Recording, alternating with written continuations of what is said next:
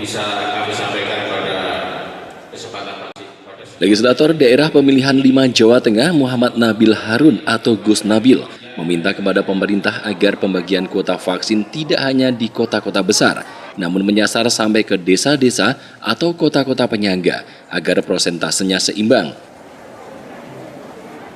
Sementara itu, Gus Nabil setuju dengan kebijakan pemerintah yang akan memfasilitasi Dinkes di daerah dengan alat swab antigen dengan jumlah yang banyak demi meningkatkan 3T, yakni tracing, tracking, dan testing. Pasalnya, jika dipaksakan hanya menggunakan anggaran daerah, maka APBD daerah akan jebol karena pengadaan barang tersebut biayanya tidak sedikit. Saya meminta kepada pemerintah untuk bagaimana betul-betul bisa membagikan kuota vaksin ini tidak hanya di kota-kota besar, namun juga di kota-kota penyangganya itu juga persentasenya harus seimbang.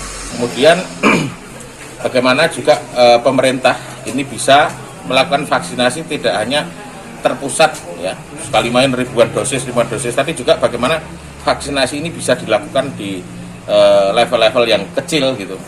Masyarakat yang memang tidak bisa melakukan pergerakan, teman-teman difabel misalnya gitu kan, bagaimana tim vaksinasi ini bisa berkunjung ke tempat mereka.